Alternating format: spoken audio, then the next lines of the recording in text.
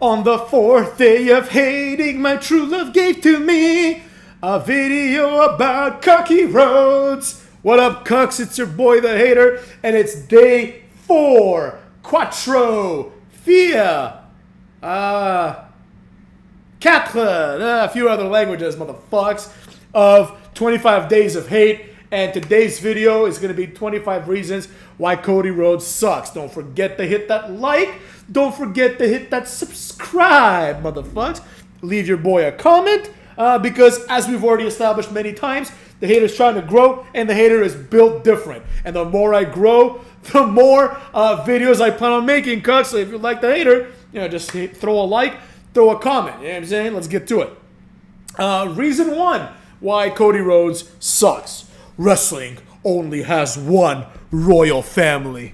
Damn, shut up. You know what I'm saying? No, it doesn't. There's only one royal family in wrestling, and it's the McMahon family. Every other family is a bunch of employees. You know what I'm saying? A bunch of employees. Oh, the Anoa'i family. They're a bunch of employees. And, I mean, as far as I can tell, they're not doing very well because, all their children, their entire thing is, I learned, for example, that Jacob Fatu, spent time in prison because he went to rob a pharmacy or something, right?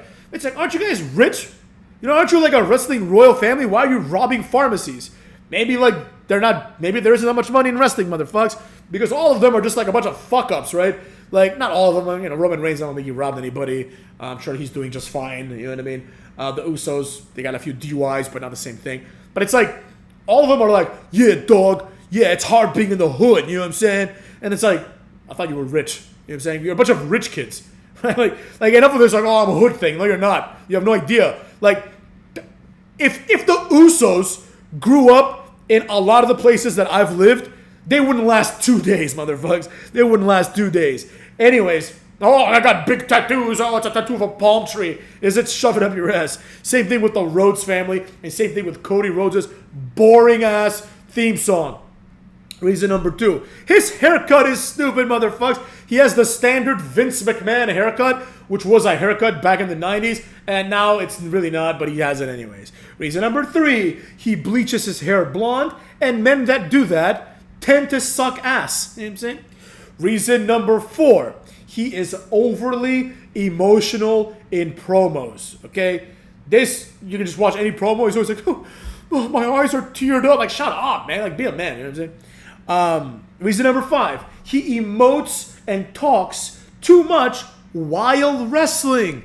Right? So it's if you're going to have a promo every week, when you wrestle, at least shut the fuck up and do your moves. You know what I'm saying? Reason number 6. He has milked the death of his father for years. Now, his father is also a jobber, but can't hold that against him. Nothing wrong with being a mid-carder, right? Reason number 7. This I do hold against Cody. He used Tony Khan and the AEW fans to get himself over. Plain and simple, motherfucks. Reason number 8. He has never put anyone over, right? Never. I don't care what you say. Yes, when he was Stardust, he would be a jobber, obviously, and he would job, but nobody was elevated because Cody Rhodes lost to them, right? There was never a time when someone wrestled Cody Rhodes and they were able to, beat Cody Rhodes, and now all of a sudden their stock rises. Absolutely not. That's never happened, motherfucks. Reason number 9. Stardust was stupid, motherfucks. Reason number 10. He is a huge suck-up. This guy sucks up to anybody. He sucks up to the AEW fans and Tony Khan. He sucks up to WWE. He sucks up to Vince. He sucks up to Triple H. He's just a suck-up. You know what I'm saying? Simple as that. Reason number 11. He's always playing the middle. You're never going to get an authentic opinion, out of this asshole, right? You just aren't. They're how do you feel about AEW? He's well, AEW is AEW. That's all I can say. You know what I mean? He's that kind of asshole. You just fucking say it. Say it's a place that sucks, or it's a place that's great. Just say it. Be a man. You know what I mean? That's kind of the problem with a lot of these wrestlers. None of them are manly enough. Reason number 12. His stupid neck tattoo, motherfucks. He's got a dumbass neck tattoo, and nobody cares about it. Reason 13. The Crossroads is a boring move.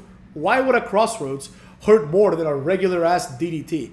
At the end of the day, you grab the guy holding him low, and then you spin him around and drop him on his face. Surely the spin doesn't do anything, right? You just spin him around and drop him on his face. Just like a DDT. Just do a DDT. You know what I'm saying? Reason number 14. Finish my story. Well, the story's finished, asshole. And now what? Now it's just another Roman Reigns, but less good at everything, you know? Coming out in a suit, cutting promo after promo after promo. Nobody cares. Reason number 15. Adrenaline in my soul.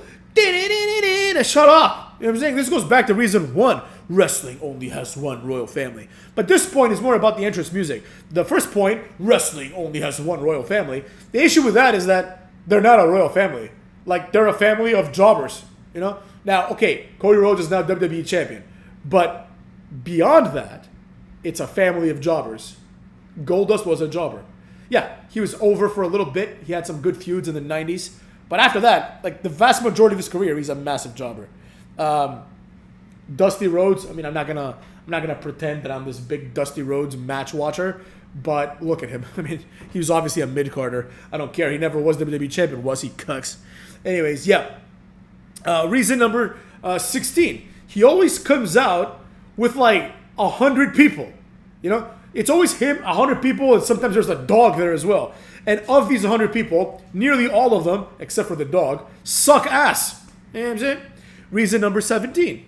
His interracial child promo in AEW, where he talks about in America you can have interracial children, like, and he was saying this to a guy from England who is interracial, so that's a little bit weird. But what can you do, right?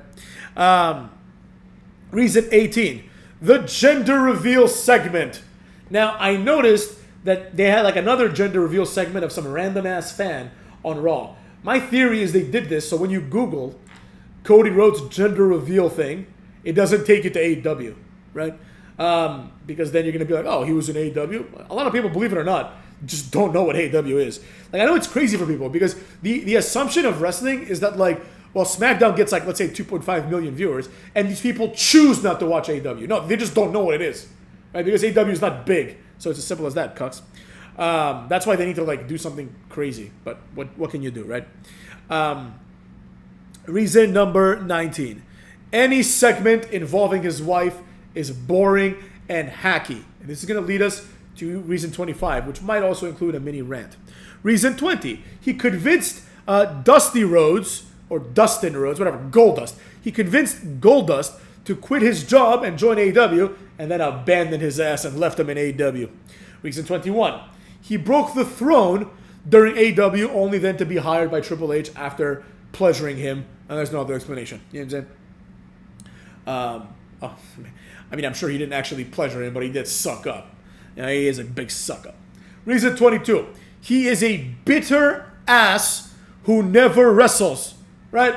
I mean, 3 matches in 2 months, and this is if you count WrestleMania, right? I mean, come on, that's just ridiculous. You know what I mean? Like, and now he's gonna wrestle his first match. It's gonna be the I Quit match. It's not even gonna be the main event probably. So who cares? Reason number 23, a personal favorite. He ruined the Bullet Club.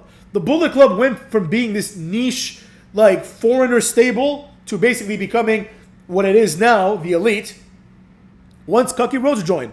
There's a few people to blame there too, but Cody Rhodes is really that dude. Because he really put himself in, like, the head of Bullet Club. He's like, who's the leader of Bullet Club? Why would it be Cody? Why isn't it Tama Tonga? Why isn't it Bad Luck Fale? Well, I think I answered my own questions because they're jobbers, but, you know, you would expect a bit more. Reason 24. He pretends that he's the first person to bet on himself. And this is going to lead to my other 25 reasons video, which is going to be 25 reasons why Christian Cage, or Christian rules. Christian is the first one to bet on himself, right? He's the first one that could have completely failed. Like, he was still in a position where he probably didn't have that much money. I'm sure he was a millionaire, but maybe he had like $1 million in the bank. Because I don't think they were paying that much back in the day to like a lower card guy like Christian. You know, I don't know what his deal was like, but he could have been making $150K, you know, a year, right? So he wasn't rich by any means, and he was like 32, 33, 34 maybe. I don't even know how old he was, but he was young. So like his career could have easily flopped completely in AEW, and that's it. Then he has to go get like a regular job, but he actually bet on himself. He's the first one to do it, not Cody Rhodes. And sure as shit, not MJF. And reason 25, my personal favorite reason, Cody Rhodes is not relatable. You heard it here first, motherfuckers. He is not a relatable guy. One of the things that makes wrestling champions successful is being relatable, right? One thing that makes wrestling heels successful is being not relatable, right? That's why heels get these types of gimmicks that have some shades of arrogance, right? So you can think of like The Rock when he first started out and he started talking about himself in the third person, the corporate sellout, right? This is supposed to be someone that's like high up in a corporation, but he's a sellout. So you have a reason to hate him. He's not better than you, but he thinks he is, right? JBL, Alberto Del Rio, every good-looking guy, ladies' man gimmick. These are almost always heel gimmicks for a reason, right? Because they're very hateable archetypes. This is very important, motherfuckers. The hateable archetypes are archetypes that we can relate to from the position of hating, right? We all know that arrogant person that we don't like, right? We all can understand that. We all know the evil boss that either we've had or a friend of ours maybe has had, right? We all know this.